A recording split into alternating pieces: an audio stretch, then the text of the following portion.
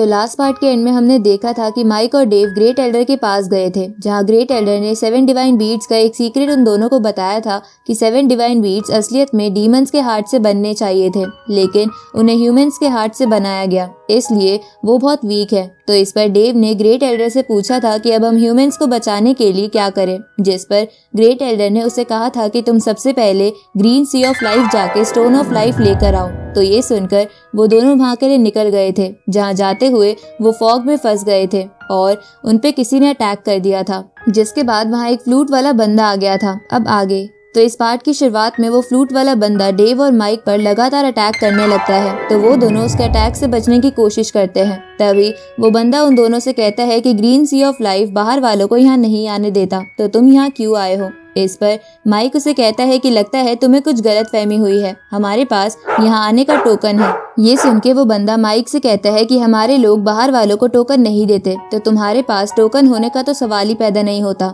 अब वो बंदा फिर से उन दोनों पर अटैक करने लग जाता है, जिसकी वजह से माइक को उस पर गुस्सा आने लगता है और वो ये बोल के उस बंदे पर फायर बॉल से अटैक कर देता है कि क्या तुम लोग अपने गेस्ट का ऐसे स्वागत करते हो। तभी डेव उस बंदे को कहता है कि हम तुम्हारे राजा से मिलने आए हैं। तो वो बंदा डेव से पूछता है कि तुम दोनों हो कौन। इस पर डेव उसे बताता है कि वो लीगल डोमेन का रहने वाला है और माइक ब्लू डोमेन का। उसी वक्त माइक उस बंदे को वो टोकन दिखाते हुए कहता है कि देखो हमारे पास टोकन है और ये हमारे ग्रेट एल्डर ने मुझे देकर यहाँ भेजा है। अब उस टोकन को देखकर वो बंदा हैरान हो जाता है और उस टोकन को माइक से लेकर चेक करने के बाद उस टोकन का ही इस्तेमाल करके ग्रीन लाइफ ऑफ सी जाने का रास्ता बनाता है, जिसके बाद वो उन दोनों से कहता है कि अब तुम्हारे पास हमारे क्लैन का टोकन है, तो तुम अब हमारे दोस्त हुए, इसलिए मैं तुम्हें अपनी जगह पर ले जाता हूँ। इसके बाद डेव और माइक अपनी शिप वहीं छोड़ देते हैं और उस बंदे के साथ उसकी बोट में बैठकर उसके क्लैन में जाने लगते हैं। जहाँ जाते हुए वो बंदा उन दोनों को बताता है कि ये फॉग हमारे क्लैन को आउटसाइड वर्ल्ड से प्रोटेक्ट करता है। तभी माइक उससे पूछता है कि हम तुम्हें क्या बुलाएं। तो वो बंदा अपना नाम बताकर माइक को बताता है कि हमारी जाति के 2 सरनेम हैं, एक ट्री और एक ग्रीन। ये सुन के माइक उससे कहता है कि तुम्हारा नाम तो बहुत ही ब्यूटीफुल है। तभी वो सब उस क्लैन के एरिया में एंटर हो जाते हैं, जहाँ की खूबसूरती देखकर माइक चौंक जाता है। तभी वो बंदा उस नदी का पानी निकालकर माइक और डेव को माफी के रूप में ऑफर करता है, क्योंकि उसने पहले उन दोनों पर अटैक किया था। तो ये देखकर माइक उस पानी को तुरंत पी लेता है, जिससे उसकी एनर्जी थोड़ी बढ़ जाती है, क्योंकि उस पानी के अंदर स्पिरिचुअल एनर्जी थी। साथ ही डेव को भी उस पानी को पी के फ्रेश फील होता है। अब वो बंदा उन दोनों को गेस्ट रूम के पास ले आता है और उन्हें वहाँ थोड़ी देर रुकने के लिए कहता है, क्योंकि थोड़ी देर में वहाँ उसके क्लैन के वो लोग आ जाते जो लोग आउटसाइडर से डील करते हैं। तभी वो बंदा पानी में कूद के वहाँ से चला जाता है। तो ये देखकर माइक उसे कहता है कि बेवकूफ, कम से कम हमें ये तो बता के जाता कि हमें कौन से घर में जाना है। तभी डेव माइक से कहता है कि अब वो चला गया है, इसलिए चलो हम खुद ही गेस्ट रूम ढूंढ लेते हैं। अब वो दोनों गेस्ट रूम ढूंढने लगते हैं, जहाँ ऐसा करते हुए माइक कहता है कि ये जगह स्वर्ग जैसी सुंदर है। तभी उन दोनों के सामने कई सारे रास्ते आ जाते हैं, जिसे देखकर माइक बोलता है कि हमें पहले रास्ते पर चलना चाहिए, पर डेव दूसरे रास्ते की ओर इशारा करता है। तो माइक को ना चाहते हुए भी डेव की बात मान के उसके रास्ते पर जाना पड़ता है। इधर हम उस क्लैन के छोटे बच्चों को देखते हैं जो छुपकर डेव और माइक को देख रहे थे, क्योंकि उन्होंने पहले कभी आउटसाइडर नहीं देखे थे। इधर डेव माइक से बोलता है कि क्या तुम्हें ऐसा नहीं लगता कि कोई हमारा पीछा कर रहा है। इस पर माइक डेव से बोलता है कि वो जरूर इसी क्लैन के लोग होंगे, क्योंकि वो लगभग बाकी दुनिया से अलग रहते हैं, इसलिए उनकी ऐसी ही आदत है। उसी वक्त उन दोनों के पास से बहुत सुंदर सुंदर बटरफ्लाई उड़ने लगती है, जिसे देखकर वो दोनों बहुत खुश हो जाते हैं। तभी माइक वहाँ एक बहुत बड़े फूल को देखता है, तो माइक उसको पास से देखने के लिए उसके पास चला जाता है, लेकिन वो फ्लावर जंगली था और वो माइक को खाने की कोशिश करता है, जिसकी वजह से माइक डेव से मदद मांगने लगता है। इधर डेव उनका पीछा कर रहे बच्चों में से एक से गेस्ट रूम का रास्ता पूछता है, पर वो बच्चा डेव से डर के छुप जाता है। इधर उस फ्लावर को माइक का टेस्ट पसंद नहीं आता, इसलिए वो उसे बाहर थूक देता है। अब वो दोनों फिर से आगे बढ़ने लगते हैं। तभी उन्हें एक छोटी बच्ची चिढ़ाकर नदी के दूसरे किनारे चली जाती है, जहाँ बहुत सारे घर बने हुए थे, जिसे देखकर वो दोनों समझ जाते हैं कि वही गेस्ट रूम है, इसलिए वो दोनों वहाँ आ जाते हैं, जहाँ माइक टेबल पर रखे फ्रूट्स को देखकर पागलों की तरह उन्हें खाने लगता है, जिसे देखकर डेव उसे कहता है कि तुम्हें ये नहीं खाने चाहिए, क्योंकि हो सकता है ये खाने के लिए ना हो। जिस पे माइक उसे कहता है कि ये एक गेस्ट रूम है और ये फ्रूट्स हमारे स्वागत के लिए ही रखे हैं, तो इसलिए इन्हें खाने में कोई बुराई नहीं है। अब माइक डेव को भी एक ग्रीन मैंगो दे देता है।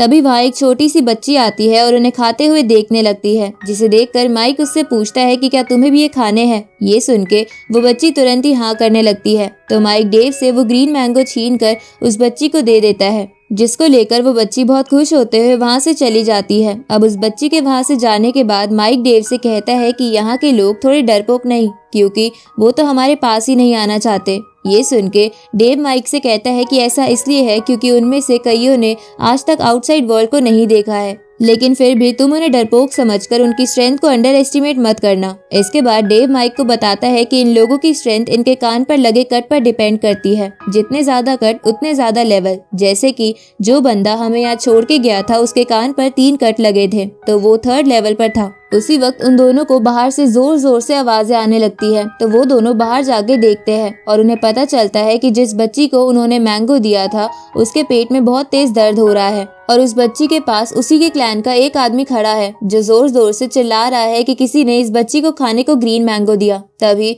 उसकी नजर डेव और माइक पर जाती है, तो उन दोनों को आउटसाइडर समझकर क्लैन के लोग अपने हथियार उन दोनों पर तान देते हैं।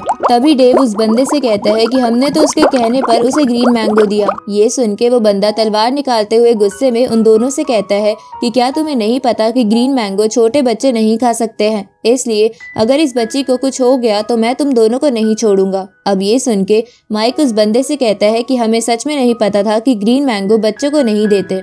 इस पर वो बंदा माइक से बोलता है, तुम्हारे कहने से मैं कैसे मान लूं? क्या तुम्हें इतना भी नहीं पता कि ग्रीन मैंगो में बहुत ज्यादा एनर्जी होती है, जिसकी वजह से वो उसे कंज्यूम नहीं कर पाते और उनकी बॉडी डैमेज हो जाती है, जिसके कारण उनकी जान भी जा सकती है। ये सुन के माइक चौंक जाता है और डेव से पूछता है कि अब हम क्या करें। तभी डेव को एक आइडिया आता है और वो तुरंत ही उस बच्ची के पास चला जाता है, जिसे देखकर वो बंदा डेव पर अटैक कर देता है, पर डेव उसे पानी में फेंक देता है। इसके बाद डेव उस बच्ची के अंदर से एक्स्ट्रा एनर्जी बाहर निकालने लगता है, पर वहाँ खड़े बाकी लोगों को लग रहा था कि डेव उस बच्ची को मार रहा है, इसलिए वो कई सारे तीर डेव की तरफ चला देते हैं, लेकिन माइक बीच में आकर उन सभी तीरों को डिस्ट्रॉय कर देता है। उसी वक्त वहाँ उन सबके एल्डर आ जाते हैं और उन सबको ऐसा करने से रोकते हुए पूछते हैं कि यहाँ ये सब क्या चल रहा है।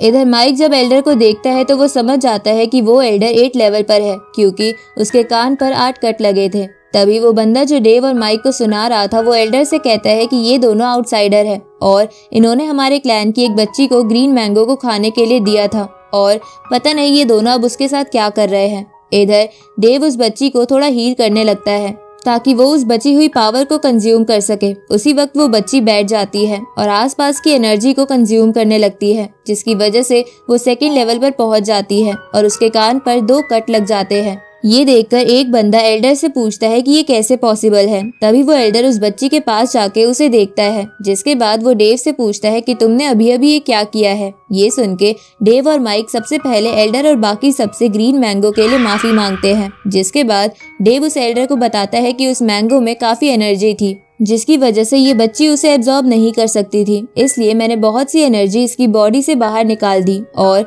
बची हुई एनर्जी इसकी बॉडी में फैलाने में मदद की ताकि ये इसे अच्छे से कंज्यूम कर सके। ये सुन के वो एल्डर डेव से इम्प्रेस हो जाता है और उसे कहता है कि तुमने तो कमाल कर दिया, इसलिए आज से तुम दोनों हमारे स्पेशल गेस्ट हो। ये सुन के सभी लोग माइक और डेव को चीयर करने लगते हैं। तभी माइक डेव से पूछता है कि ये बच्ची 2nd लेवल पर पहुंच गई है, तो आप इस बात से इतने खुश क्यों हो। इस पे एल्डर माइक को बताता है कि green sea of life 2 parts में डिवाइडेड है, इनर सी और आउटर सी। जहाँ इनर सी में बहुत ही प्योर एनर्जी पाई जाती है, लेकिन वहाँ पर कुछ ही लोगों का जाना अलाउड है और तुमने इस बच्ची को 10 साल की उम्र से पहले 2nd लेवल पर पहुँचाकर इसे उन्हीं स्पेशल लोगों में से एक बना दिया है, क्योंकि यहाँ पर मिलियंस ऑफ पीपल रहते हैं, लेकिन कुछ हजार ही इनर सी में जाके कल्टीवेशन करने का मौका पाते हैं, क्योंकि वो इनर सी बहुत ही छोटा इलाका है। ये सुन के माइक उस एल्डर से कहता है कि क्या आपका कहने का ये मतलब है कि डेव आपके क्लैन में जीनियस बनाने का काम कर सकता है। ये सुन के वो एल्डर हाँ करता है।